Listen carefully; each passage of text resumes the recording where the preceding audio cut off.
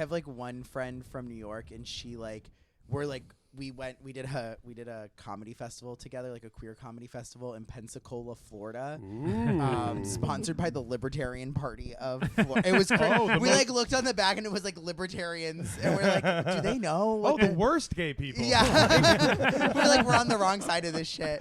But because we're friends, she'll like. Anytime I ask her to do like a queer show, she's like, yeah, I'll just crash on your couch. But I never want to ask like someone I don't know to be like, and you can sleep on my couch. They're like, yeah, no, right. Thanks. I'm going to get you. Yeah. You can't do that. No. Yeah, our friend reached out, hit me up about a wedding. They're coming up from New York, and I was just like, "Yeah, you can sleep on my couch." And I found out he's coming with his girlfriend, and I'm like, "No, we're not swingers. We're not." I thought he was just coming alone. I'm like, no, you and your wife can stay with us. We have a couch. Wink. It pulls out, but I don't. We have a water couch. Yeah. It's actually just a pool that everyone likes. Put your keys in the bowl. God has gone on vacation. God's been gone for so long. God has gone on vacation. Will he be coming back? Will he be coming back? Will he be coming Welcome to the Big Hollywood Table Read, the sexiest podcast in Roslindale, Hollywood, California. No, it's not a sex podcast. If you're just hit pause, go away if you're here for that. Anyway, I'm sorry. Okay, yeah, I got it. Zach and I will go record Yeah, our the own sex podcast. birds. Yeah. Ends up just being John left. Ooh, the perfect. Yeah, it's still fumbling every fucking word. This is a podcast where people cold read sketches that they have never seen before bravely into a microphone. Caitlin has never read them. John forgot he wrote them. And we somehow power our way through. And coming back to the Big Hollywood Table Read is Zach Stewart. Zach, welcome back to the show. Hi, thank you so much for having me. Of course, thanks for coming back. And James Huessy, welcome back to the Yeah. show. Thank you. How we doing, guys? Besides for getting barked at by the worst dog in America. There are some Nazi dogs out there. I don't know. You should hear what Boaz is saying. So, how you doing, James? You shows this weekend? What are you doing? I did. I hosted Hideout yesterday. Hideout Comedy in Faneuil Hall every yes, Friday. Very, very good. The crowd hated the headliner. Ooh, that's a bad person. Not like to aggressively hate. hated, but it was just like he got nothing. Yeah, it's. Was it his fault or did the crowd suck? I don't think I don't think it was his fault. Everyone else did okay, and then he did less okay. And I know it was just like, oh, this is the audience, but it's also like it's a weird night. I mean, Yeah. as someone who's never headlined and never come close to that status, there is that feeling when you get up and it's like a bad fit. it's like a job interview where you're like, oh, this is not for me. yeah. Yeah. This is not the company for me, but it's like you already got the job and you're failing. I think also sometimes like you get to the headliner and it's like this type of crowd that there's a turning point of this crowd's either going to be warmed up or they're going to be like, I'm tired now. Like, so it's like they'll watch the first four comics and be like, that was actually enough for me. And then the headliner gets up there and they're good, but the crowd's like, I want to leave. So it doesn't matter how funny you are. Yeah, and there's certain shows like they don't, especially if like they don't know the headliner, they all kind of think they're all doing the same amount of time. Right. And they'll be like, that last guy went on forever. And you're like, that was his job. Like, My favorite, this is the oldest thing in the world, but it's like my favorite thing in comedy was back when I started, somebody came up to me after I hosted a show and they were like, hey, have you thought about like doing like the actual comedy part? Because they thought that hosting was like the maitre d' at a restaurant. And like, have you ever considered being a chef? And I was like, it really didn't feel like they were insulting my comedy. It was just like, maybe they were, but it's just this like, people really don't know how this shit works. Like, they don't understand they it have at all. no idea, Yeah. you know? They're like, it's like watching a movie and being like, what are all the names at the end? They just don't know. Have they thought about being in the movie? This is my favorite stupid audience member story. We love our audiences. So this guy and his girlfriend came to my show in Indianapolis, like a monthly show that I had. And they were like, oh, this, like after the show, they're like, this show was great. It was so much fun. We actually had been to the comedy club. I'll name it because it's gone now. But we were actually at Cracker's Comedy Club. And it just sucks. So we came here like right after. And we were like, really? Was it like a bad comedians, which is what I was expecting? They were like, no, it's like 2 drink maximum. Like, that sucks. And we were like, no. What? And so I made eye contact with my friend who's also listening, and we both clocked it. We were like, that guy thought it was a 2 drink maximum. So he just got like 2 giant pours of like whiskey to get as drunk as he could, thinking he couldn't have any more drinks. And then came to my comedy show right after so he could drink more. What a hard life that guy must have. Like he sees $10 cover and he's like, they're selling blankets here.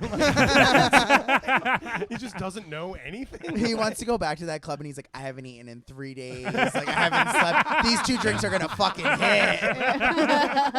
There could be like a universe too where it's like his girlfriend lied to him to keep him from getting super drunk. Yeah. But he wasn't disruptive. Like, he didn't heckle or anything at my show. Because he only had 2 drinks. Well, he came to my show to drink more. Yeah, So. did he get up to his 10? 10 was his normal level. He also thinks you can only drink at comedy shows. He doesn't know that bars are just open for business. He goes in, do you want a drink? No, I already had 2. I can't. I'm sorry, I don't want to be that Somebody who's guy. not talking about how dating is weird. I just can't. He's like, I wish the guy with the microphone would shut the fuck up so I can talk to somebody and dance. And we're like, there's a place for that. Let's do our first sketch. This is a themed episode, which we don't do often. These are all wedding or wedding adjacent sketches. Nice. Sometimes when we're just like, we should do an all courtroom episode at some point. We're like, we wrote a lot of wedding sketches. Let's do them all at once. This is going to be very silly. Okay. In no particular order, John, you are Clayton. Mm-hmm. James, you're Kevin. Actually, no, we'll flip this around. James, you're Molly. Zach, you're Kevin. Flip this around. We're both boys. Yeah, flip this around. I played the dumbest character name. Flip this out. I was hoping for Molly. James is Molly. Zach is Kevin. And Caitlin, you play Liz. Okay. Cafes are the theater houses of life, and one of it's inarguably true. And one of life's greatest dramas is about to unfold in a small coffee shop in St. Petersburg. Kevin and Molly are sipping cappuccinos and waiting for some friends. They wouldn't ask us to meet up like this if it wasn't a big deal. What do you mean? You know, Clayton and Liz are getting married on an island, right? You've told me like 100 times. What if they want us to be in their wedding? Why? I'm surprised we were even invited. You've got to take a ferry to get there, or a small plane that lands on a water, so it's like a ferry that flies. Will you calm down? Shut the fuck up, they're here. Relax, okay? Can you just ease up a little bit? Kevin nervously stands to greet Clayton and Liz, a glamorous couple who clearly share a great skincare routine and also a lot of money. Clayton, Liz, great to see ya. Kevin, my man, how are you? Molly, great to see you. Molly, Clayton, it's been so long. Great to see you. Please sit down. Did you guys order? We're not consuming right now, but wanted to be here with you. So, we ethically paid for the barista for the time and space. Okay. Sounds normal. How are you both? How are the wedding plans? Oh, they're excellent. So good. Probably the best plans ever. I believe it. Kevin laughs one of those fake laughs that you instantly regret. Molly is embarrassed for him. But we want to ask you both something. Holy shit, we're so surprised. Well, obviously you're both coming to the wedding. Obviously, it's all I think about. Oh my God. And we wanted to ask if you'd both consider being the little tiny couple that stands on top of the cake. The wedding question hangs in the air. Molly and Kevin are both grappling very differently. It's such an honor to be asked. I'm sorry. What the fuck are you talking about? We want you to be the little bride and groom, the tiny, eensy little guys on top of the cake. Molly, come on. I mean, it's an honor, like I said before. We agree, good friend Kevin, who is poorer than us. Sorry if this is a dumb question, but how do we become the tiny couple that stands on top of the cake? Well, first, by accepting our invitation to be that. We accept wholeheartedly. Kevin, what the fuck? Take it easy for 1 second. Secondly, you have to undergo changes. Sounds weird. Changes like no more carbs or sugars in your diet. Unless it's part of some other bullshit we bring up later. Of course. Or alcohol. That's another huge part. Yeah, naturally. We will also want some of your DNA and brain tissue. Okay, first, you guys are fucking psychos. Second, how the fuck are any of us... How the fuck would any of us make... Reading is hard when you've had 6 mimosas. Okay, first, you guys are fucking psychos again. Okay, second, how the fuck would any of that make us small enough to be on top of a cake? None of that is part of the cake thing. They are all preliminary conditions of being in our wedding. Then what the fuck is the cake thing? How do we be so tiny and small? The cake is 6 stories tall. And the ceremony is on the 3rd floor, so you'd be very tiny at the top. Wow, fucking 6-story cake? Okay, see, honey? It's on an island. That makes it normal. No, it does not. In fact, Kevin, I just don't like the position you're putting me in here. Can we talk, like away from the table? As a couple, we support side conversations. In return, Liz and I will go outside and talk about you two.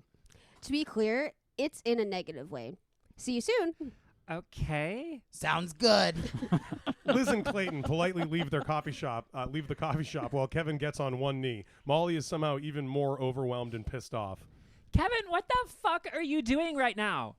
Molly, baby cakes. Please do not ask me this right now. I am begging you.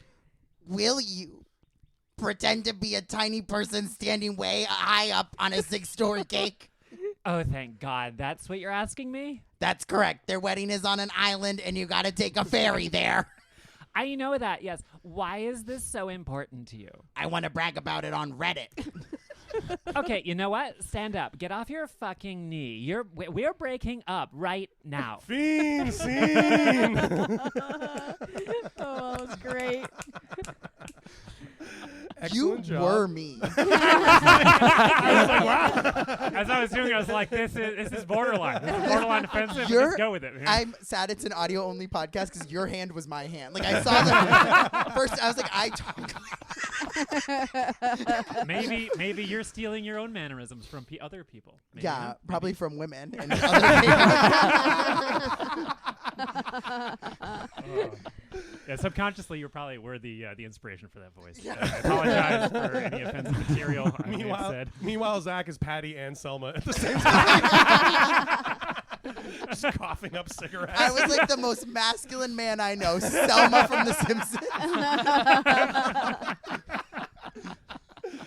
Oh, 'tis the season. It's wedding season. This one, I'm just like, this is so what it feels like with certain like situations. Like, I feel like rich people weddings are like especially like weird because they're just like, we have more rituals and it's multiple nights and like you know what I mean? Like, and they're like, what, you don't know about the ceremonial like hunting poor people in the woods or whatever? Like, Yeah, the requirements of being in the wedding parties are getting like pretty ridiculous. yeah. Like the bachelorette parties with the matching outfits, they're like color coordination, like, and that's not even the wedding.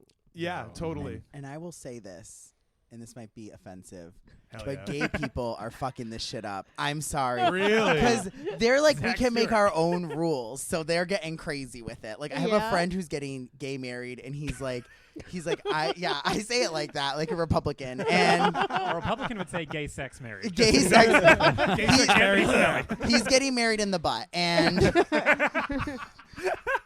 he's like trying to plan his bachelor party. And he goes, I'm thinking I want to do half Palm Springs, half Berlin. And I go, What the No. I'm not going around I'm like, Holy shit. 3 weeks, 5. I'm like, you got to pick one. Also in the country. Like, I'm not going to Berlin for this. And that's not even the wedding. It's a bachelor. Yeah. He's like, maybe. And I'm like, no. let's be realistic here. Yeah, It's also like, unless all of your friends are just ultra rich with tons of PTO, like, don't do a giant trip for your bachelorette party. Like, that's just so rude. It is. Just do something like close, and like I feel like the Cape, like you can, everyone can drive there. Yeah, Have a good time, rent a house, get hammered, totally. regret getting married. The end. I will say Gay people do get divorced a lot. Yeah, they do. I will say like They're kind of really holding up the Republican stereotype there. I think the Hangover unequivocally ruined straight bachelor parties, and I'm not saying they were good before, but I just feel like every bachelor party I've been in, guys just go too hard. Someone gets sick, someone's in the hospital, someone's like having a mental breakdown, and it's all just like guys who are like, all right, I made it to Vegas. I got to drink 100 beers, and it just smash cut to, and it's like, but I think in their head they're like, yeah, we're gonna meet Mike Tyson and steal a tiger. You know what I mean? Like they have the Hangover like in their head, like. And it's weird because you all black out, and then you just the next time you see them is like at the wedding. Everyone's like with it, and you're like, hey, that was fun. No, you're not mad at me. Yeah. I blacked out at a straight guy bachelorette, a straight guy, a straight guy They have a bachelorette. sash on. Yeah, and pussy everything, pussy straws, pussy pinata. They like beat that pussy up. But I blacked out. It was like probably 5 years ago. And I woke up and I had spent $20 on Pokemon Go premium Pokeballs. And I was like, and they go, it was like Hampton Beach, and they go, you ran towards the ocean and go, there's water Pokemon. And someone had to bring me back to the hotel. That's amazing. That's just like when Ed Helms married Heather Graham. That's the exact same thing. You wake up and you're like, only Magikarp? Yeah. Bullshit. All right, let's do another sketch. We managed to get to Pokemon in under 20 minutes. We did it. Okay, for this one, let's have James, you play guy 1, Zach, your guy 2, Caitlin, your guy 3, and John, you are a bartender. Ooh, yeah, you have a Whoa. job. Employed, all right. Texas. Not a yokel. Cool. Sorry, you're a big Hollywood executive, by the way. I forgot that. Yeah, you're fired. We got right into it. Your other half, the old ball and chain. In simpler terms, the dreaded wife. 3 guys are bellied up to the bar talking like men because they're not looking at each other. One has an old lady while the other 2 don't. Yeah, so my current wife, about 10 years back, she made fun of me for buying spices at Ocean State Job Lot. You let your current wife talk to you like that? That way? In that way. Have another drink. Yeah, my hypothetical wife would never say that. To be clear, I only called her my current wife to suggest that we were dating at the time and not married. Either way, that sounds like an awful lot like your... Guy 2 makes the whip sound that indicates manhood. Perfect. Manhood lost to the dreaded wife. That was so much spit. That's why I could never be tied down. Hey, at home, you need permission to take a piss? I leave the toilet seat up all the time, and sometimes I remove the lid too, just to prove I'm good with tools and home repair. But I bet sometimes she asks you to keep the lid down. Yeah, like when you guys have company. Yeah, I mean, sure, but she's pretty reasonable. Guy 2 is back with that stupid sound.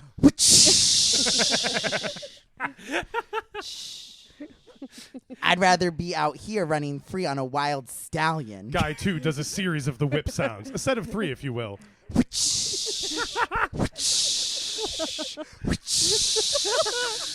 They're elongated at the wrong time. That's what's so great about that. Wait, is that sound supposed to be the whip? Supposed to be the whip, or are you on a horse? That makes a lot more sense. I prefer to think of it as a wild stallion, but yes. Yeah, dude. Let him paint his mind picture.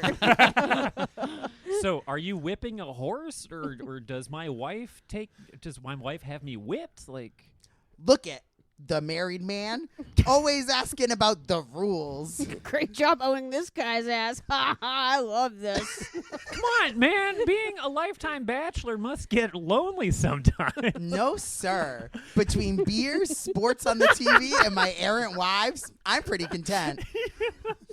I call bullshit. Wait, errant wives? Like wives who do errands for you? No, errant wives. They're every woman that makes eye contact with me, and I think nice. Those women are wives to you? They are wives, but the kind that would never dare try to poison me with dollar store spices. Hell yeah, brother. Guys 2 and 3 clink bottles, laughing at the married man and his dreaded wife. Okay, that's a rude thing to say. I told you that in confidence. Don't know why you're so confident about you. I don't know why I'm so confident with my reading ability.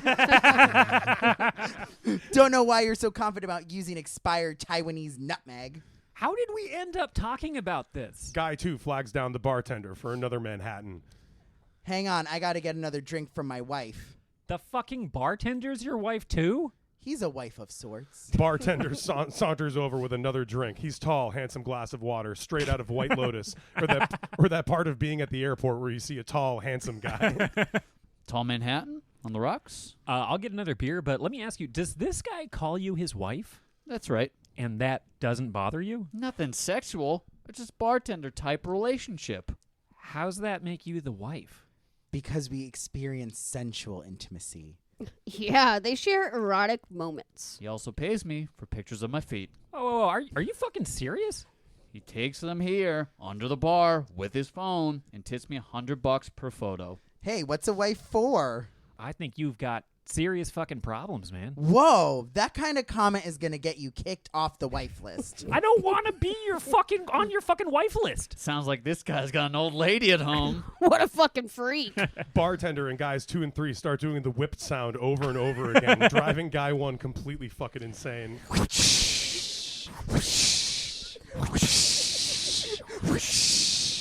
You guys are fucking losers. I'm going home.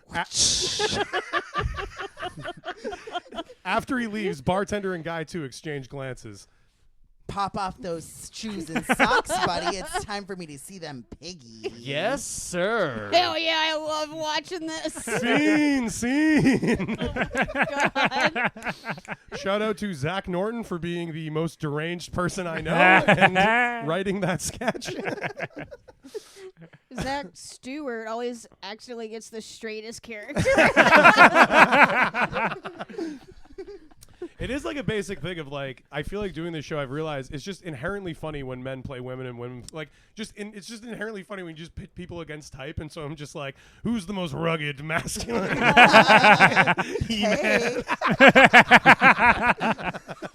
I'm like ad-libbing. I'm like, ooh, girl, when he says the pictures of my feet. And then suddenly it just segues into like, he's basically a closeted homosexual.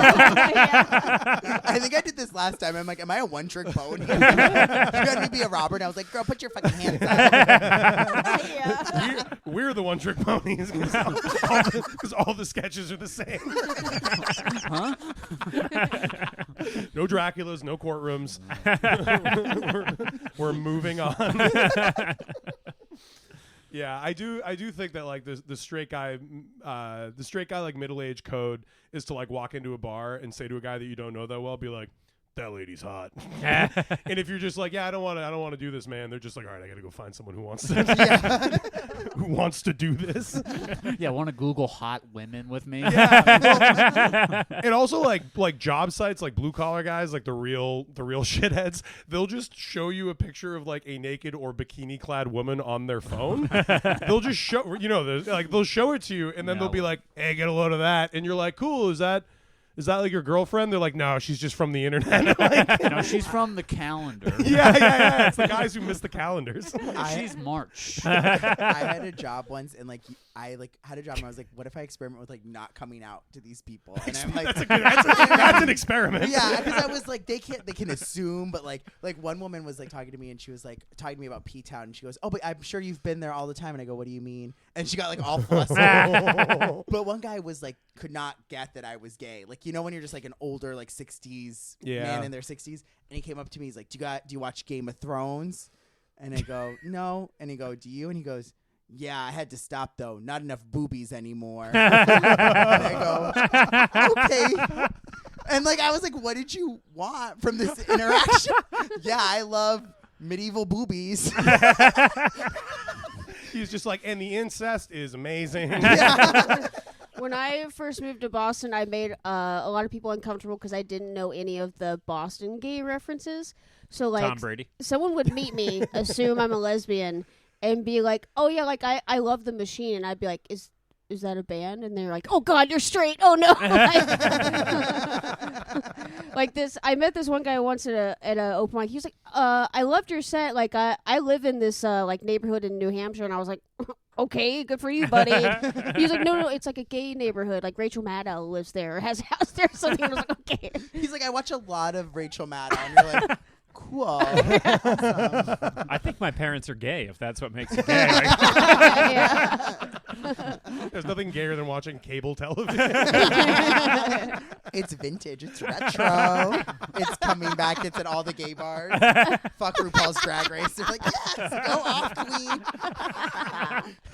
I'm so like, I have the typical just like straight guy. Like, I don't know when I'm in a gay situation. So like when I was like in my early 20s, I was very young and dumb at the time, but I was on the ferry to P-Town, and there were these two old gay guys who were like, "Oh, it's Bear Week. It's Bear Week in P-Town." And I was like, "Oh, cool." And the whole ride, I thought they were just into bears. Isn't it Spooky Bear, or is it? No, They got 2 weeks. There's 2 Bear Weeks. Bear Week is their favorite, like the P-Town locals, because like the most money because of the restaurants. Oh sure. Yeah. They hate like 4th of July is always like Circuit Week, and they hate that because like those are all muscle gays, so they're like all they do is like G and ketamine, and they don't go to any of the restaurants. Oh, they don't and drink. spend any Yeah. money. Yeah. But Muscle they're- gays. Yeah. But they're like bears. We love bears. They're happy to be there. They don't Yeah. get too drunk because they're too big to get drunk. They eat so much. Yeah.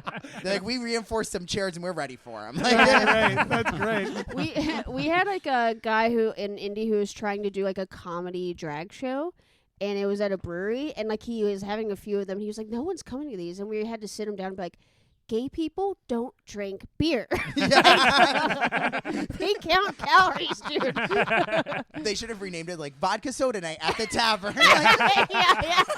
It's such a funny thing. All these like little things. Like one time, Caitlin was like part of a gay show down the street, and I went to like watch, but I was like, oh, I wonder if it'll be in any way odd to be a single quote unquote straight man at this like explicitly for gay people event, and it just turned into me and 3 lesbians watching the NFL on TV. It was like really me and 3 women were all like, this fucking sucks, and we just watched the Cowboys, and They're I was like my sisters. yeah, these are my people. Like, They this were all is- wearing the same red flannel. Let's do the next sketch. The venue. Okay, let's see. Yeah, I'll go right across. James, you play manager. Zach, you play groom. No. Yeah, I'll do groom. No, Zach, you do bride. Okay. Yeah. Let's change it up to Throw me a bone. Yeah. Caitlin, you're groom. Yes, okay. A wedding is beautiful, but choosing a venue to get married in ain't so pretty. We open on the buying the car part of the big day, meeting the general manager of a hotel to select the venue. Thank you for coming in. What do you guys think of the hotel? This place is like Rome if it had even more air conditioning. Where do we sign? Hang on. How much is it? Well, before I tell you that, I should mention that the main hotel opened in 1912. The ballroom opened in 1913. And that same year, we hosted one royal wedding. Whoa, a king and queen got married here? We could be like them. King and queen of what country? Wow. I can't tell you which nation, but trust us, it was on the map until it wasn't. So, when do we want to hear those wedding bells ring? We were thinking late September or early October. I wish you had been here yesterday. We just booked our last date for that time frame. But those are peasant time frames, right? Yes, sir. Absolutely, or rather, absolute peasant shit. Does that mean we can get married when the royals do? As a matter of fact, yes. We have the major Austrian holidays available, and those are Labor Day, Arbor Day, and Memorial Day. Those are the worst holidays. That's true, ma'am. Those holidays do suck ass. I like the sound of that because I'm only going to invite my enemies. Wait, are those the only holidays in Austria? Well, they're the only ones we ever heard of. But those guys speak German, so who knows? Are the rooms really expensive here? These rooms are even better than expensive. They're timeshares only. The hotel manager and groom high five, and then they both get embarrassed for a second because they're grown men. So, how much is the venue? Well, that depends on the package you pick. How many packages are there? 2, and only 2. Great. Sounds easy. Just like marriage. Well, we have the They'll Be Divorced in 3 months package or our Happily Ever After package. We sure as shit don't want the divorce one. Yeah, we can read the fine print. That's what I like to hear. Do you happen to enjoy oysters? Do we ever? We can't stop eating them. Also, can we do a tent? I love a nice party tent. Excuse me, this venue doesn't allow hack shit like tents. Do you want everyone to have an awful time? Sort of. I'm only inviting people I don't like, so why not? I don't totally understand, sir. How am I supposed to show off to my subordinates and then fire them under a tent? You could only do that if you owned the circus. Hotel manager and groom high five again, and this time they're not embarrassed, which is more embarrassing. How much do these packages cost? Both packages are $140,000, but we have a cash discount. I'll go to the bank right now. No need, sir. We have an ATM on site. $1,000 bills only. Whoa, you really thought of everything. I'm going to be blunt. We can't afford to get married at this venue. Gloria, don't embarrass me. We're in front of a hotel manager right now. We know that money can be tight, and that's why we have our very own boutique office of financing. The interest rate is only 37%. Are you fucking kidding me? I can only get an interest rate of 5%. This place must be good. We can't afford to get married here. Are you fucking stupid? The hotel manager is now pissed off, partially because he's jealous that everyone else has been getting mad besides him. I gave you this great presentation, and now you won't give me your money? Easy, dude. Don't let me in with this lady. I'm getting married. I'm getting married here. Well, it won't be to me. I'm breaking off our engagement. She takes off the ring, puts it on the desk, and proudly leaves the venue. She has also been having an affair anyway, so who cares? Groom sure doesn't seem to. Do you have one of those holographic stand-in brides? I think we both know that the answer... I think we both know the answer to that. Stop winking at me. Scene. They're gay at the end. It's just really, are they going to be gay at the beginning, the middle, or the end? A classic component of a John Farrell sketch. No gossip magazines, though. That's not a literary device we use. It is like, I don't know. I mean, weddings are expensive is obviously like the most banal observation, but like they do be. It's crazy. It's crazy how much you can like mark up something just to say a wedding is Yeah. there. Like if you just lie and you're like it's a birthday party, like it's probably gonna be like 50% off. No, they'll find out. They know. I've heard that, We yeah. tried doing that. They know. You do. Yeah, you we did? tried. We tried having an anniversary party, which was an anniversary party. Like, so when are you guys getting married? And it's like, we already did. We don't need. And nope, we got charged the full wedding. The wedding price. package. But it was a cheaper venue. There were places up in Vermont that we looked at kind of as a joke during COVID that were $80,000 for the weekend just to get access to the building. No catering, no. And it's no like nothing. just like a barn, right? Like a Vermont like style situation, like a rustic thing. Yeah, there Filled was with asbestos. yeah. Beautiful. There's no insulation in those barns. There's no asbestos, just wood, just wood and sadness. Your wedding was pretty simple. It was nice, simple and see, classy. it wasn't a wedding, and that's why it Well, was simple yes, and classy. yeah. See, and that's you're doing what That's the the venue way to did. go. Yeah. That does explain. I mean, I guess I knew this at the time, but like it wasn't actually a wedding. Explains why when they were like, James has something to say to everyone, and you literally were just like, thank you. Yep. Yeah. And refused to give a speech. Good. I'm glad. I was worried I was going on. I was just talking No, too much. I respected it. Okay, good. You were just like fucking eat. Yeah. Like, it was, Hey, people, look at each other and hang out. You Yeah. won't. Bye. yeah. Yeah, we straight up just had dinner and then danced, and that was it. Yeah, I Yes. learned Yeah. at my brother's wedding, if you just keep it incredibly short, like my speech is probably like 3 minutes or something. Yeah. Like people will walk up to you with like tears in their eyes Yeah. and be like, "Thank you so much for the short speech." Like, the second you hear "we met at" or something when I first met, you're just like, go to the bathroom. Just Yeah. like, this is, when this they is- have like the full print of Yeah, it, like the they little have a thing, full pull it paper. out, I'm like, unfolding oh it, like- no. The, wor- Webster's dictionary defines groom man.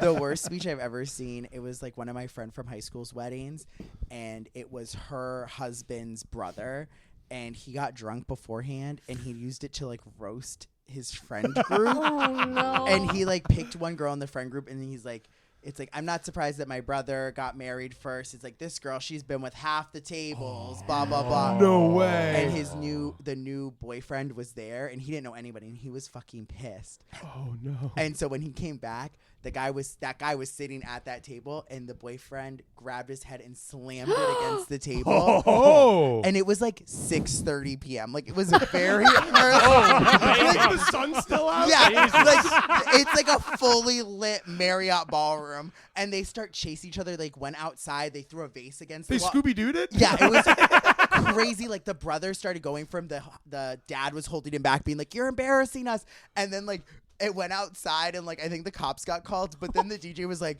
"Everybody go on the dance floor and dance." And it's like fully lit, and I was like, "We haven't got our dinners yet," and they're like, "Please don't talk, dance, stop talking about this guy who got hit." Cha-cha real smooth. Jesus Christ. Oh, that's amazing. My cousin had his wedding in this like really nice like like the renovated like barns, but it was like kind of in the middle of nowhere, Kentucky still. And my friend Sam came with me as my +1 to the wedding, and we're outside and he's smoking, and we just kind of hear gunshots from a distance, and he like looks at me panicked. I'm like, it's normal. Rural America got guns. We're in Okay. Kentucky. Yeah. That was like the time we were at your sister's house in Kentucky, and we heard like an explosion outside. Oh, yeah, And that's it was crazy. Like the windows rattled. Yeah. And it could have been a sonic boom from a jet. It could have been anything. And there's a lot of military shit going on out there. Yeah. But I love the possibility that there might have just been a guy with like an artillery shell in his yard being like, "This fucking rocks." Oh yeah, totally. Could be that. Non-zero chance. It is always crazy though when you have like you go to like a family wedding and you bring someone, you're like, you have to explain shit. Yeah. Like, do you guys know the song "Strokin" by Clarence Carter? No. No. No. Okay. So basically, the chorus of it is, "I stroke it to the east and I stroke it to the west, Oh, and I boy. stroke it to the woman that I love best. I be stroking." My uncle gets drunk at every wedding, and they put that song on, and he grabs the DJ mic and just sings it. And he's done it at like all of my cousins' weddings. And then like in the verses, it's like, "When was the last time you made love? Did you make love yesterday? Did you make love last week? Are you planning on making love tonight?" And he's like pointing to people. He's like doing crowd work. And I'm Yeah. like, "This is your fucking niece's wedding." It's like an AI assistant. It's Yeah. like, it's like Google Gemini. being like, "Would you like to have sex in a week?" Yeah.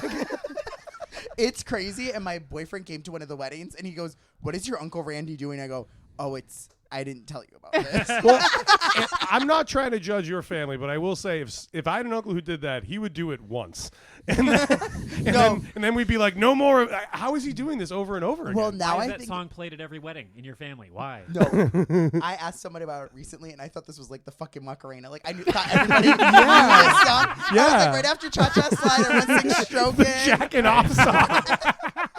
Your uncle goes to everyone's wedding. Yeah, he brings a CD. He goes to specifically church weddings. but he's like 60-something years old, and like a lot of it's like stroking. it's a lot of stroking, and now he doesn't like do it as much, but now it's like a family tradition. Like, come on, and now Oh, he like reluctantly no. is like, You guys "I stroke it to the and I'll stroke it to the." Just a half-assed dance he's been Oh. practicing. You literally are the Bluth family. Like you are the Arrested Development family. Let's do the next sketch. That is gonna haunt me. Everybody listen to "Stroking" by Clarence Carter. Oh my god. Oh, jeez. Okay, Zach, you play Stephanie. James, you play Trevor. Caitlin, you're Jack, and John, you're Paul. A newly married couple Oh, walks I'm in. sorry. Who am I? You are Jack. Okay, sorry. No worries. I just told you who you are. This podcast is insane. How dare you not know exactly what's going on with this Google Doc that you just opened? A newly married couple walks into the honeymoon suite of their fancy hotel. It's extremely deluxe in ways we're all extremely familiar with. The newly married wife, Melissa, is thrilled with the accommodations, while husband Trevor checks the bathroom for mirrors. It's even better than the website. Yep, seems okay. Yeah, it's fine. Fine and okay. What do you mean? Our patio has an infinity pool. That means we have 187 quintillion gallons of precious water. That's just the ocean. People piss in that water every day. The ocean is very expensive. You told me you weren't going to be like this. I said a lot of things in my vows. It was too much. That's what I said at the rehearsal dinner. And that's why I ruined it. Do you have to keep going through with this? Do we have to keep going through with this? It's your fault. What are you, a lawyer? Like, come on. Yes. I've been practicing law for 5 years, and you've never acknowledged my job.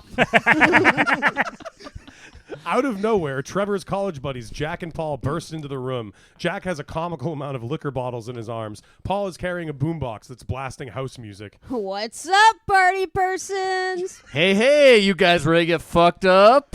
What are you assholes doing here? Trevor, what are you why? Why am I dyslexic, Trevor? Trevor, why are you these shitheads in our honeymoon suite right now? We wanted to make the wedding cost effective, right? So we're having the bachelor party on the honeymoon, baby. Absolutely fucking not. And don't call me baby. Are you fucking serious right now? We're pretty drunk, but also serious. I'd say more drunk than serious, but we are also here, and we have drugs. Trevor, are you fucking kidding me? Listen, I wish this was a joke, but you said we didn't have the money for the Vegas trip. Paul spikes his boombox, which explodes way more than you'd expect. Special effects on the show are crazy. Then he takes a swig from one of Jack's bottles of disgusting liquor before doing a rock and roll fist pump. They also have a weird but familiar obsession with saying Vegas. But here we are in Las fucking Vegas, baby. Vegas! Vegas, motherfucker. Vegas. What happens here? Who the fuck knows? We're in Hawaii, you coked out fucking losers. How did they get into our room? I gave them the keys. I can't make them wait in the lobby, Stephanie. They're my friends, and they have cocaine. Will you fucking keep it down? The windows are open. So what are we thinking, you two lovebirds? Steak dinner at Ruth's Chris, you guys pay, and then we hit the titty bar? We're at an all-inclusive luxury resort, you morons. There's no titty bar here. What about on the beach? There's tons of ladies with boobs out there. That's a regular beach with women wearing bathing suits. Trevor, these guys have to go or I leave. New husband Trevor takes the hands of his new wife and sits her down gently to do some husbandly explaining. Honey, I understand you're upset, and it wasn't the right way to have my bachelorette party. Damn bachelor party. I think it's best if you just relax for a minute, take a breath, and I'll do some blow with the guys. What the fuck? Are you serious? Just real quick, just a few bumps, and then we'll all figure it out from there. Hell yeah, brother. That's what a bachelor party / honeymoon is all about. Trevor, you're a piece of shit. You know that? Listen, lady, Vegas is a state of mind. No, it's not, you fucking moron. It's a city in a state of Nevada, which is like 2,000 miles east of where we are right now. Are you freaking serious? I had no idea Vegas was a real place. You are the dumbest people to ever live. So you're saying that a Las freaking Vegas is real and we can go there? Yes. Jack and Paul grab the Target bags they call luggage and make a break for the exit. Trevor is upset. Bros, wait for me. Vegas! Scene. So, Zach, what was the inspiration for that voice for Stephanie? I started with kind of the voice I did when I was the man, and then it kind of turned into Lola from fucking what's that show with Nick Kroll? Oh, Big Mouth. Big Mouth. Yeah. It kind of was a little bit of yeah. I was picturing the shoebox lady with the Oh, song- Maxine. that's like I was like that's what she would sound like. That diva. Trevor. Oh, that lady's awesome. I got one good egg left. We gotta get pregnant on the honeymoon. Oh man. Yeah, if I knew it was comics. gonna be that voice, I feel like I would have them. I would have had them honeymooning in like New Hampshire. that's the voice of someone who honeymoons in like Nashua. We have to be facing the highway, or I'm not saying it. This really is the best Western. A good vending machine. Oh man. Oh, that voice, but like rating a buffet. Oh, Yeah. man. Well, you can trust them because you know Yeah. you know that they went to. They know which one's the real best country buffet. Well, did you guys do a honeymoon? Did you? No, we know. I love that. Yeah, I mean, we hate traveling and Oh, cool. money, and it's just like, yeah, we'll just why go on vacation and be stressed, I'm a big fan of that philosophy in general. I think travel is like wildly overrated. Like, right? I'm just sort of. I mean, like it can be fun and everything, but I'm just. Tom, you need to have an experience. Yeah, yeah. Experience. Yeah, I mean, my joke. It's not like I did it like once on stage, but my joke about that is I saw online once somebody posted, if you never travel, you only read one page in the book of life, and I was like, you don't read books. That's written by someone who has never read a book. It's just like one page of the book is like my house. I have to go see what crepes are like in Germany. Otherwise, I'm stupid. Yeah, how am I supposed to not find myself in fucking Europe? You know? Yeah, and as someone who's traveled a decent amount in the U.S., like it all starts to be very similar. Like I feel like actually Sam like told me one time, he was like, "There's only like three places that are truly their own thing, and it's Vegas, New Orleans, and Hawaii." Like, Oh, that's interesting. yeah, Yeah, because New Orleans, I still want to go there because it's like a truly like French city it just is in the south. the most Tom city I've ever been to. Oh, is it? Yeah. Tom, when we travel, like Because I love parades. And open containers. Yeah. Well, you can't drink them if they're closed. You know? When we travel, like we'll go out to a nice dinner at like 6 p.m. and then I'll go to the hotel and be in bed by 9 p.m. and then Tom like goes out, Wanders the streets. Yeah. and then Scotch in hand. and then in the morning I'm like, so tell me about all the friends that you made. And he's like, I met this guy Jack and this other guy. We're best friends. We connected on Facebook. We connected on Facebook. I love figuring out people's deal, and then and I'm just like a guy like at a bar. I'm like, yeah, my girlfriend wants no part of this bullshit. Love making friends. Let's do the next. You ask everyone who's your guys. Hey, you ever do Leno? What's your deal? What racket's your old man? New York, L.A. You hit the mics. All right. Stop doing the world's worst Mark Maron. Okay, nice. Tablecloth Emporium. We have a nice ad. James, you be guy 1. Zach, Hell you be yeah. guy 2. And Caitlin, your dad. Two old greaseball furniture guys are standing in front of a bad green screen showing a lot of banquet hall tables. These guys are absolute townie hacks. Hi, I'm Dennis McDonald. And I'm Don McDonald, and we're not from the old farm. Nope, we're totally different guys. And our whole thing is called McDonald's Tablecloth Emporium. A wedding is a time to remember, and part of that is remembering the tablecloth. If you're unfamiliar, the tablecloth is like clothes for the table. It's so they look decent and better than a regular day at school. We're taking First Communion or that time your cousin died. Point is, for a wedding, you want your tables dressed nice. Of course you do. You're not a psychopath. Now, some people these days, they prefer a nude table, That's right, one that's totally unvarnished. which to us is a goddamn affront to God. Our father says that it's because people stopped following the church. The green screen image behind the guys dissolves from tablecloths to stock images of church and also dads. Watermarks and Getty image numbers are visible across them all. And to be clear, he doesn't mean our Father who art in heaven. Yeah, our dad's alive. Nah, and his name is not Art. And even if it was, that's none of our business. Yeah, stay out of our shit, Dad. And we'll stay out of yours. But anyway, here's to me and works. my This works. dyslexia. But anyway, here at the Tablecloth Emporium, we can make your wedding magical. We got the kind of tablecloth you can use for that thing where you put the tablecloth when you pull the tablecloth out from under a bunch of stuff and all the stuff remains standing there like normal. As seen on I lost it. As seen on TV and in movies, and also described in books and audiobooks, probably. That's right. You can have the kind of tablecloths featured in the hit book, The Body Keeps in the Score. That's a critically acclaimed tablecloth at your wedding. In this glorious moment, Dad steps into the frame. He's a handsome, austere tablecloth magnate.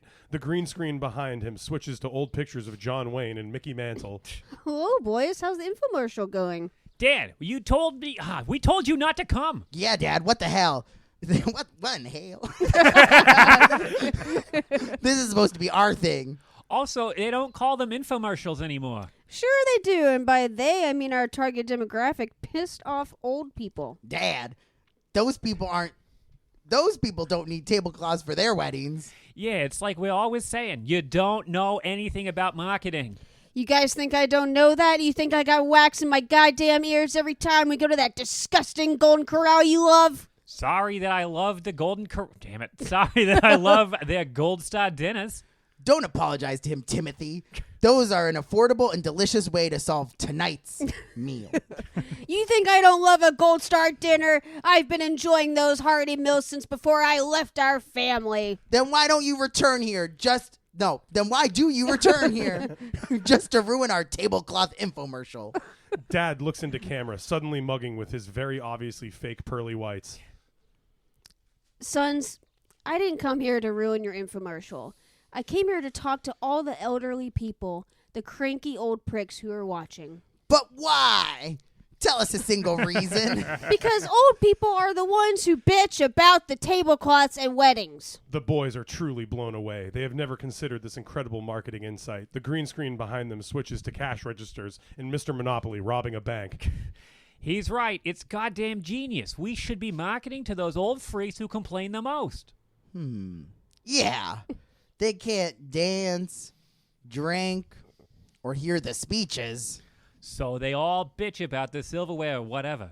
Dad, meanwhile, is totally locked in and delivers this one directly to camera.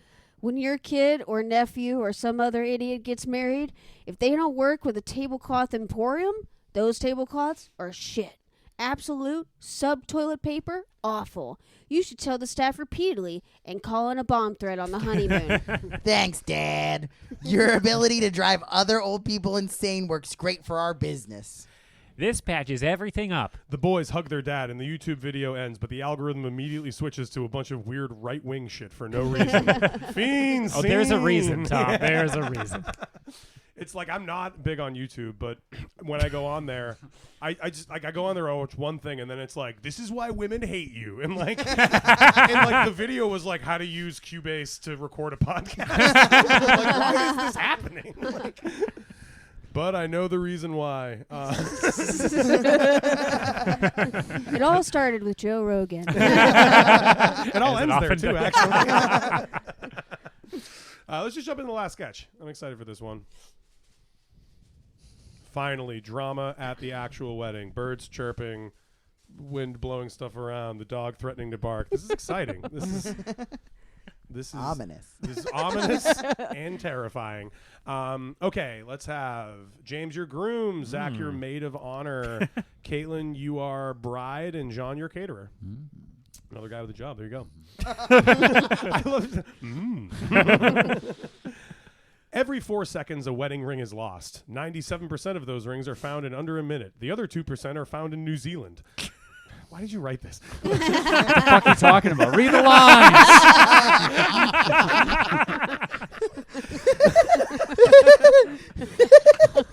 Oh, Lord of the Rings. Oh, okay. The A last thinker. Yeah. Oh, the dumbest guy referencing a book. Come on. I thought it was a movie. The last 1% are found where all hoops with diamonds and other sapphires are forged. A wedding. We open on a wedding. The groom, running around in a panic, accosts the maid of honor. Hey, can you do me a favor? Is this a Godfather situation? Because I'm not I'm the maid of honor.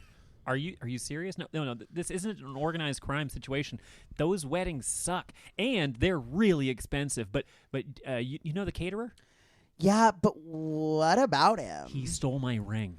What do you mean he stole your ring? Well, he asked me if I wanted to see a magic trick.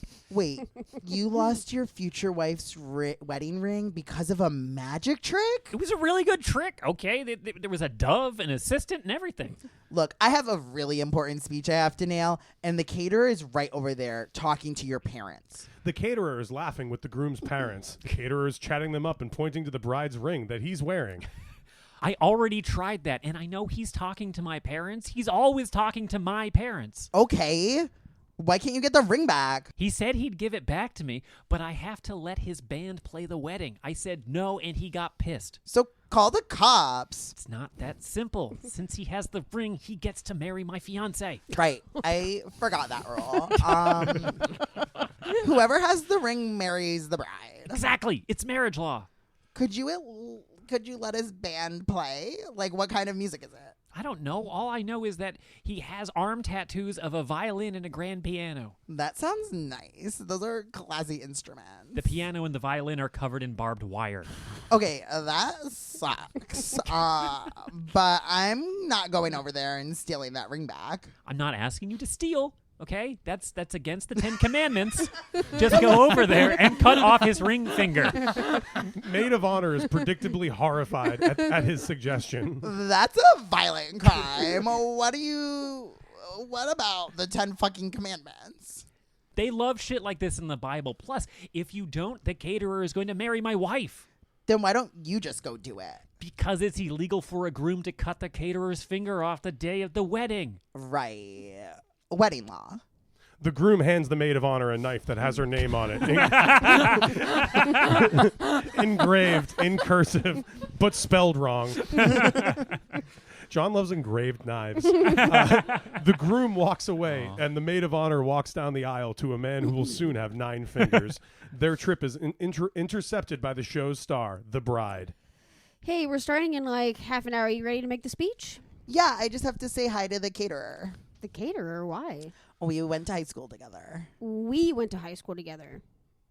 Yeah, we all did. The 3 of us. He was the quarterback. Oh, shit. We should say hi. I don't even remember him. They approach their former classmate who's wearing a diamond wedding ring and waving it around for some reason. The parents are clapping and laugh barking like wealthy seals. The groom's dad is especially enamored with the caterer. Hey, how's it going? How is everyone? Oh, Lizzie, you gotta talk to this guy. The caterer? Evening, ma'am. You look wonderful, and the food is almost ready. Great. I love your ring, by the way. I'm about to get one just like it. I heard. We're all very excited for you. Thanks. Also, did we go to high school together? The maid of honor speaks so she never has to hold her peace.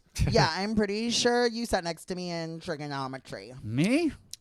I don't remember much math. I was too busy being the damn quarterback. That's right, and if things had gone the right way for him, this guy would have been Division II. Easy. He just told me. Please, Mr. Dooley, you're embarrassing me. I want you to call me Dad and marry my future daughter-in-law. Please, sir, relax. We just met. Bride is suddenly interested in this other guy and starts hitting on him at her own wedding. Not true. You sat next to me in English class. From what I remember, you couldn't read, but you threw a hell of a pigskin. We learned about Shakespeare, but all I care about was that motherfucking spiral. I'm all about this. I love this guy, and we're ready to ruin the wedding. The bride and caterer lock eyes. Whole different guy. The bride and caterer lock eyes. The bride nudges the CFO of the wedding. Hey, would you mind grabbing my phone? You have your phone. I mean, my corded phone. Our hero leaves their former classmate to retrieve a corded phone. They are stopped by the groom. Great, you're back, and you have the knife. So I'm assuming all went well? You weren't watching? No, I was just scrolling on my phone, you idiot. The groom looks across the room to find the caterer and bride yucking it up with his parents in the background. Why does that wannabe chef still have 10 fingers? And why is he talking to my wife? Get a load of this guy. Just look at him. I'm going to take care of it. I just have to get her the corded phone. Who could she be talking to? Everyone she knows is here. I don't know, the president of weddings. That office is closed at this hour. What the fuck are my parents and her parents doing over there? What was that guy a quarterback? I want to piss myself. I'm so happy talking to this guy. The caterer, bride, and families are all hamming it up. The bride has her ring on. The family golf claps and holds back tears. The bride and the caterer are signing a sandwich board-sized marriage certificate. They've signed their initials in expensive ink. That caterer's gonna wish he never had fingers. My speech is going to need some revision. Scene. Give it up for Zach's gum. It was part of the character. I was like, It was a really good touch. It was awesome. That's beautiful. And against all odds, that was the big Hollywood table read. we wedding bells have never been weirder. Thank you. Ring-a-ding-ding. Yeah, ring-a-ding-ding. Ooh. Hello. I think this means we're all married now. Yeah, Group. totally. Yeah. Yeah, we're in one of those polycules that I hear about on NPR. Oh, Mega the Chocolate Party. Yeah. legally only 3 of us can shower now. 2 of us have to stink forever. I'll be the glassy-eyed one. Zach Stewart, thank you so much for doing the show, man. Thank you. Thank you for having me. This is so fun. Of course, always a delight. Do you have anything you want to plug? It comes out in probably 2 or 3 weeks. Oh, yeah. I'm doing a gay variety show at Off Cabot and at Roar in Springfield. So if you are very not cool. in Boston, Wow. yeah. Mr. John Tobin presents over Yeah, here. Wow. big gay variety extravaganza. Off so, Cabot in Beverly. And, yeah, June 20th and 21st. That's great. Awesome. That's all right. Well, make sure you go to that. And if you're straight, you can just watch football with lesbians. There's games. There's games you can win prizes. I'm drag. Yeah, there's something for everybody, even straight people. Hell I guess. yeah. Don't go. James Huessy, thank you for doing the show, man. Thank you for having me. Do you have anything you want to plug? You pulling up your sketch? Yeah, I guess I'm doing a show in Lynn in a week or 2 by the time this comes out. And then I'm going to be doing a whole bunch of shows at a place because they stopped paying people. And they decided that I don't need money, so I get more spots now. Do you I want don't to know name if the I venue? should. I don't know if I should. In fact, I know for a fact I shouldn't. But I will this podcast. I was approached by a booker who said, "Now we're going to stop paying comics, but we figure you make enough money, so you're going to be okay taking no money. Do you want a bunch of spots?" And I was kind of like, "Fuck you for that, but yes, but fuck you for that." So Yeah, I mean, at least you're not poor, right? it was so fucked up. It's like, It's really insane. Good. People who make more than the average comic are going to win more. And also just just saying to other comics like, "Oh, I can't book you because you're too poor." Right? Right. Like, the logic of that they is just insane. made the internship of comedy Yeah. clubs. So make sure you go see comedy intern James Huessy. At, his Instagram handle will be in the description, and you can find out who the bastards are in this world. But yeah, that was a big Hollywood table read. John and Caitlin, we did a good job. I think we did it. Please listen, like, subscribe, and we'll see you next time. Bye. Rotting in jail. Will he be coming back? Will he be coming back? Will he be coming back? Will he be